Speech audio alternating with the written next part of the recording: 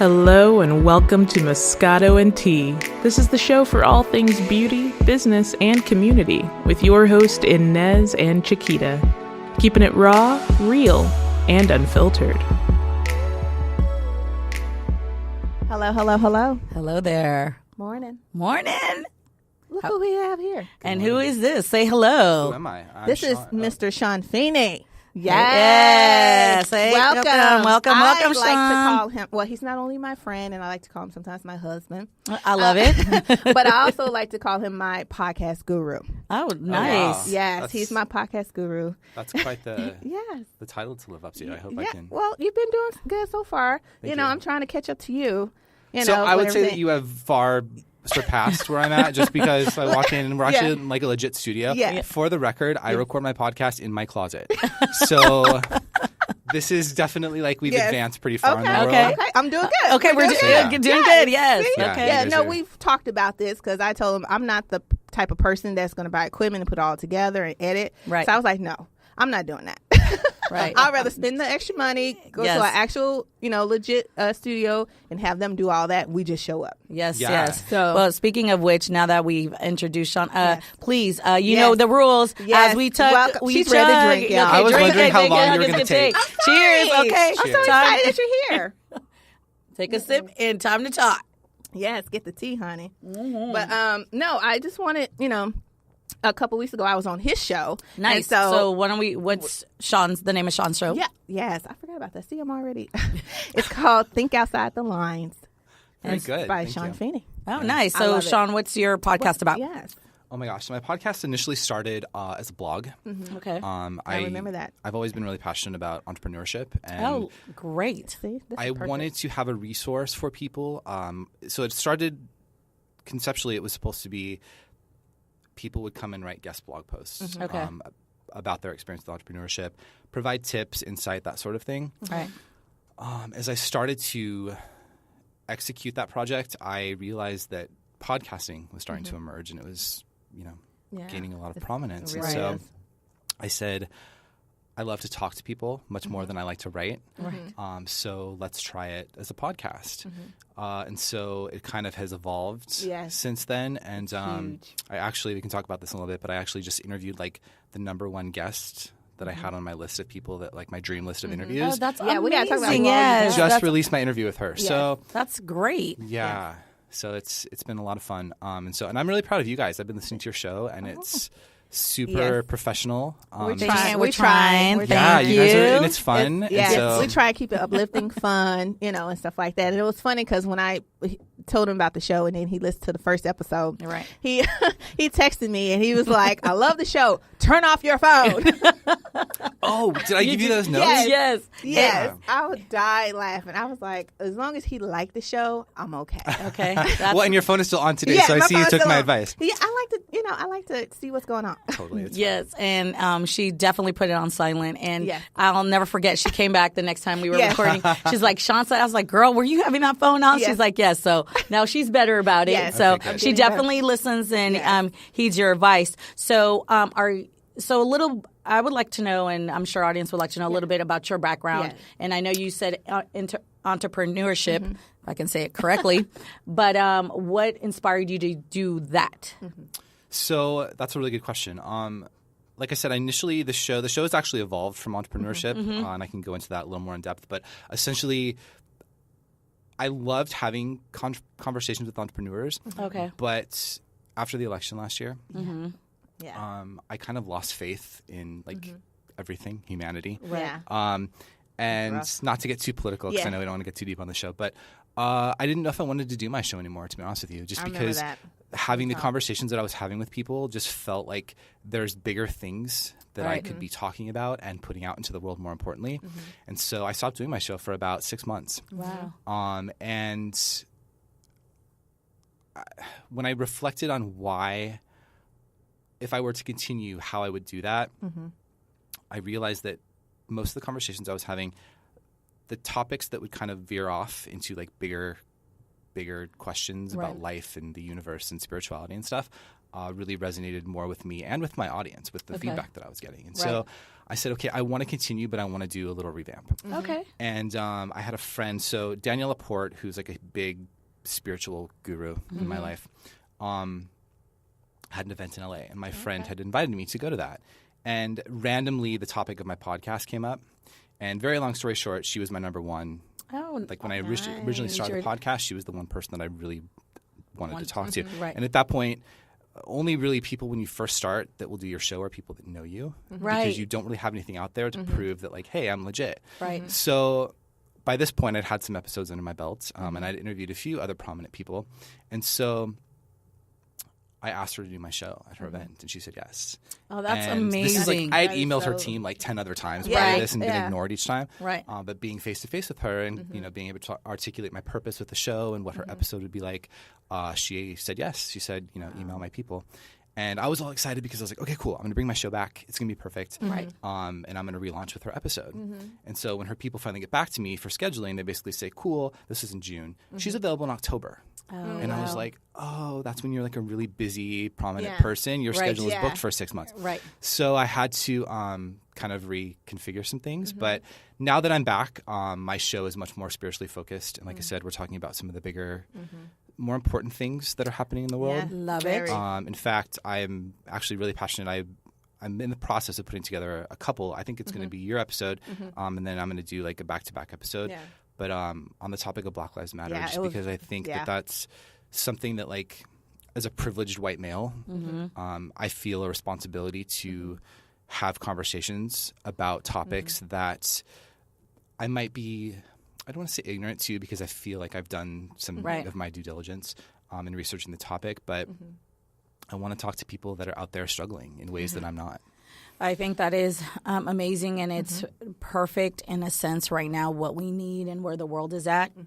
Totally. Excuse me. I think people have lost kind of like faith and spirituality and finding themselves and figuring out that there's more to the world besides, materialism, which is important. Yeah, of but I course, think but- finding who you are and finding all of that, humanity. it just, that gives you an understanding of compassion. Yes. Being able to relate Yes. to others. It took you a moment.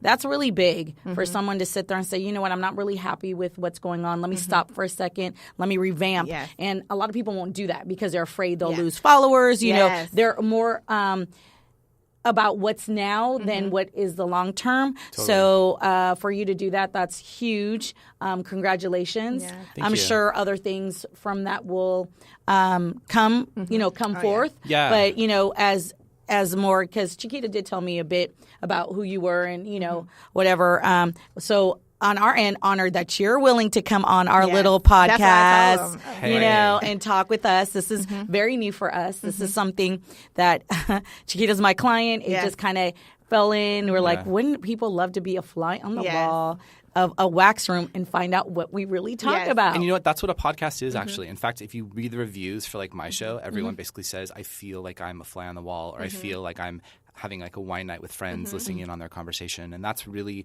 what the intention of my show really has always been, regardless of the topic. And to answer like your original question, my purpose has always been I want to put something good out into the world and something positive, especially in the chaos that we're experiencing right now, Yes. especially in America, right? Right. And so that is really my intention with each episode, is to how can I make an impact in someone's life through this conversation in a positive way. I love it. From the start, that's been my That's- intention, and that's the through line. Hey, I mean, I wish more and more, people will follow suit, but you just doing your portion and doing what you can, that's huge. And that should be applauded Yes. because that's Big Thank time. you. Yeah, that's Yes. that's You guys very too, good. though. I think any form of entertainment right now, I mean, we're not going through the Great Depression or anything. I don't Right, want to yeah. make it sound too dramatic, but any form of entertainment that people can turn to that's going to help them through their situation, whether it's laughter, Oh, yeah. whether it's just an escape, totally, somewhere. Yeah. that's what people are looking for. And Yeah, I absolutely. just want to heighten that a little bit because I want there to be a level of consciousness around how you can be intentional in the world. Yes, Big time. I think that's huge. I think people are lost now. Yeah. I think it was at the very beginning when the president, I say the Don't call president, him that. the man. Let's call him Yeah. 45. Yeah, Yes, 45. There we go. 45 was elected. I think a lot of people got lost and didn't realize what really was going on. I think we live in a bubble a lot of times, and I think that's everybody. Yeah. I think the whole, the whole United States lives in a bubble, and I think this was a really big wake-up call in a sense of like, wait a minute, hold up a second, what's really going on here? How am I involved in this, and how can I change things, and what am I going to do differently? I mean, we got both extremes, but it's called a learning process. Yeah. I think that humanity and love is so much greater than hate. Amen. And I just think that the media focuses a lot on the hate than they do more on the love. But regardless, love wins. And we've seen in many, many ways and things coming out here that people are just like, you know what? I'm just going to love my brother, or I would just love my sister. I'm just going to love this human being. Totally. You know, I'm just going to live out there and project love. And we're healing each other in that form. Than more than we are in hate. So for me, the more love you project, the more love is out there, and the more you can do. And just right here, you can feel the love and the greatness and the vibe that we're all giving off to each other. And I think that will resonate with other people and be like, you know what? Yes. You know, I mean, at the reality, there, two young, two black women here and a white privileged man. We're having a, a decent conversation without nobody, but just showing love and not even looking, and drinking. And drinking. Moscato. And here's the thing, too. At this point, I don't even see Shawn as a white man. I see him as a human being who is projecting love and wants to show love to other humans, and that's what it really should be. He sees Inez, he sees Chiquita, and we see Shawn, and that's the way it should always be. And if I think we saw the world more in that way, we would have a much better and much happier society, because I just think we need our souls to be filled. Yes. I agree. And that's really the objective with my show, to be honest with you. Like, that's... I want to have conversations with like-minded people who, and at some point I'd like to veer off and have conversations with people that are not like-minded, because I think those conversations can be potentially more impactful. Absolutely. And learn something. I come from a family of Republicans. And so many times he's texted me from situations with his family. After the election, I actually stopped talking to my family for a while. I was a huge Hillary supporter. They were huge Trump supporters. And for me, it really came down to not necessarily – I understand people have strong opinions about both candidates, but for me it was like, you are voting for this person that is so immoral and so just disgusting, right? And again, I'm sorry to keep getting political, but it's something I'm really passionate about, actually. It's okay. And I think that I did a series of conversations after the election with friends and family that Hillary supporters, essentially. Thank you. More wine. Of course, this is never go wrong with more wine. No, absolutely not. But yeah, and I at some point I want to talk to more Trump supporters, because I think that we need to be asking questions and learning about where they're coming from. Yes. Yeah.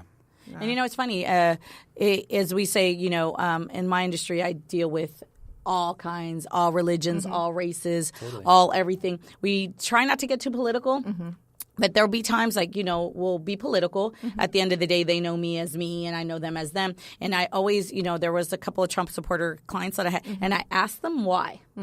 I asked them why. Like, you're here with a black girl who's waxing you. This doesn't seem kind of like up your alley for Trump. Like, it just doesn't seem, it seemed kind of like an oxymoron kind of thing. And a lot of them were just more on I don't think they were really looking at him as a human being and what he did. I think they were looking at something more of like a great person who's going to come in and blow up the system. That was their whole premise, right? Yes. My perspective, though, is like, I don't know why you would want like a bartender flying an airplane. Well, I want a pilot flying an airplane. And you had literally the most qualified, not just woman, human, ever to run for office, right, for this role. And she literally, there's been no one more qualified. Not her husband, not like God love him, Obama. Like, he didn't have as much experience, right? She literally came into this like she was more fit for this job than any other person ever has been, or probably will be for a long time, right? Versus this person that's just going to come in and shake things up. Well, I guess He I has. hope that they've got what they've wanted. Right? Yeah, I think they got more than they bargained for. totally. But at the end of the day, this is now where people are really starting to look at it and say, maybe I really do want somebody who's political. Maybe I used to always say to people like, well, okay, so now that he can be 45, then maybe I can go ahead and start doing plastic surgery because I'm an esthetician and I know, it was just 100%. One of those things. Yeah. So I think, but when you really sit down and you start talking to people, you just kind of, it just lets you know we're a very unique and diverse